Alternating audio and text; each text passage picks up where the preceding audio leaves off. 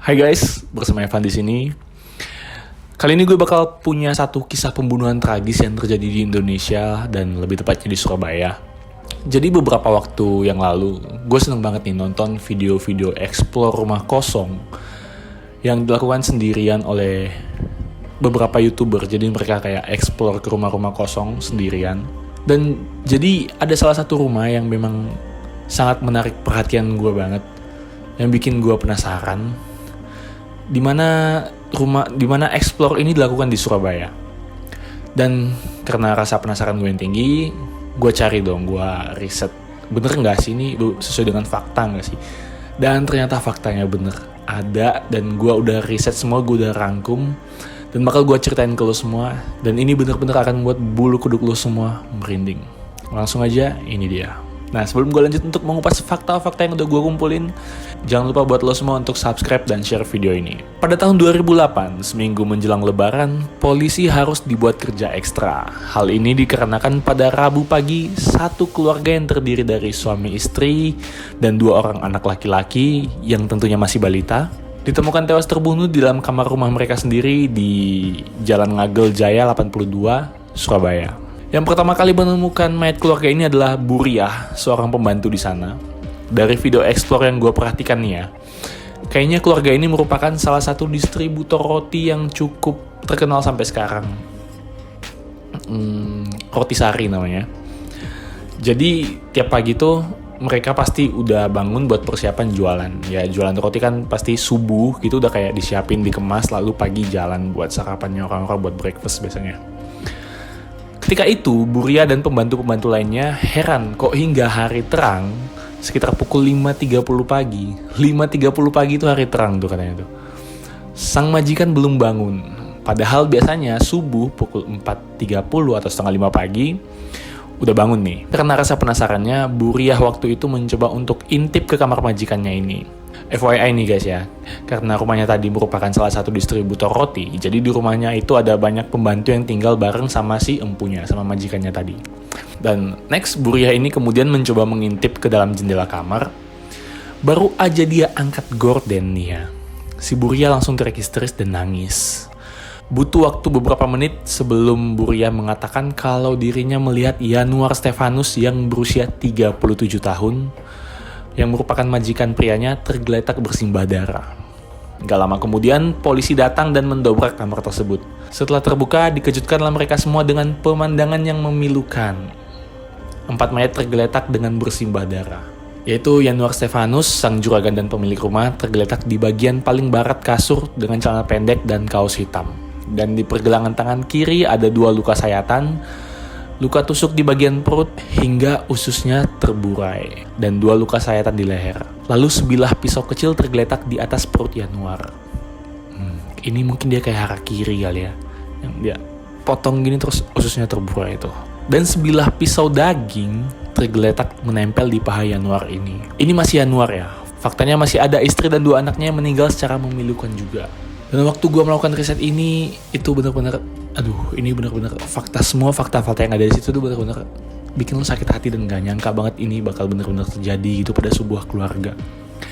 Dan persis di samping kanannya tergeletak Yonatan, anak pertama Yanuar, yang berusia 5 tahun. Baru 5 tahun bro, bayangin semua. Lehernya terkoyak karena digorok. Di sebelah kanannya lagi tergeletak dalam keadaan tertelungkup, yaitu adiknya si Yonatan tadi, namanya Christopher. Si bungsu yang masih berusia 3 tahun men.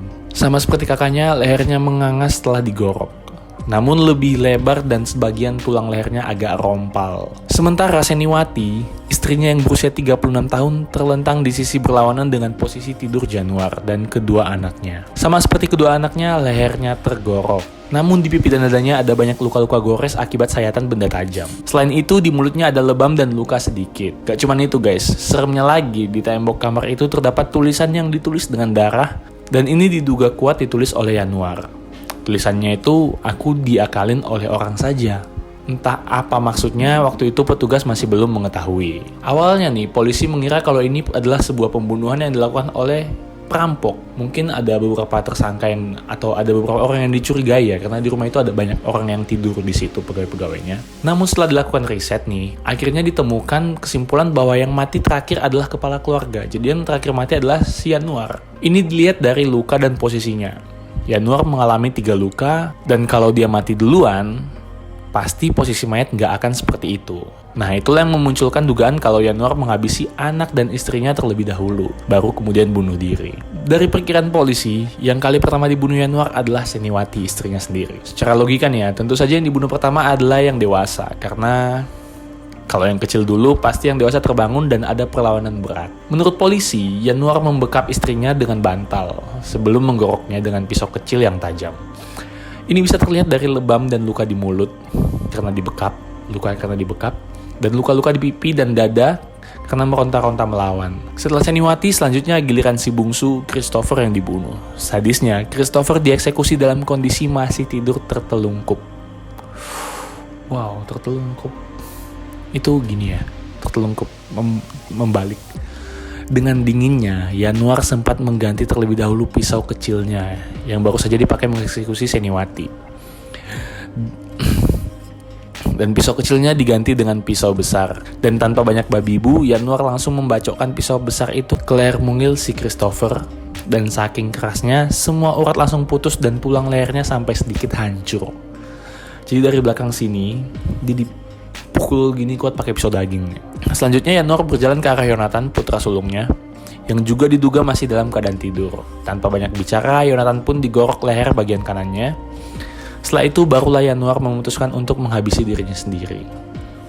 Tidak seperti sesantai saat dia membantai keluarganya yang berlangsung cepat. Yanuar diduga kesulitan menghabisi nyawanya sendiri. Pertama dia mencoba menyayat pergelangan tangan kirinya. Tangan kirinya dia sayat. Mungkin karena takut, Yanuar menghentikan usahanya itu. Dia kemudian menusuk dadanya 2 kali. Lagi-lagi diduga karena takut, karena nggak kuat mental, dia tak sanggup sampai memasukkannya sebegitu dalam. Jadi sempat ditusuk, cuman dia nggak berani sampai menekan. Selanjutnya setelah mengeraskan hati, dia kemudian menusuk perutnya sendiri hingga ususnya terburai. Namun faktanya, tetap saja itu belum membuat Yanuar mati. Dan karena kesakitan, Yanuar sempat berhenti sebentar. Diduga kuat, Yanuar kemudian menuliskan kata-kata yang tadi nih, "Ma, aku diakalin orang saja," dengan darahnya sendiri di tembok. Setelah itu dia kemudian memutuskan untuk menggorok lehernya sendiri. Pertama menggorok lehernya sendiri, Yanuar tetap saja belum juga mati. Memutuskan untuk mengakhiri penderitaannya, dia langsung menggorok sekali lagi lehernya. Kali ini tak lama kemudian Yanuar pun tewas. Menurut seorang karyawan laki-lakinya yang tidur persis di lantai sebelah kamar tersebut, di sekitar pukul 12 malam tuh Yanuar sempat keluar. Dia tuh mondar-mandir gelisah sebelum kemudian masuk kamar lagi. Hanya saja karyawan itu mengaku tak mendengar apa-apa setelah kejadian tersebut. Salah satu fakta yang harus lo tahu nih ya, rumah ini sampai sekarang masih ada dan sering dieksplor oleh para YouTuber eksplor bangunan kosong. Dan karena tulisan tadi dibuat dengan darah, tulisannya sampai sekarang masih ada dan belum luntur. Dan beberapa YouTuber explore bangunan kosong nih ya, mereka itu juga sering mendapat gangguan waktu sampai ke kamar tersebut. Ketika masuk ke dalam kamar yang memang tempat terjadinya kejadian tadi, itu sering mengalami gangguan.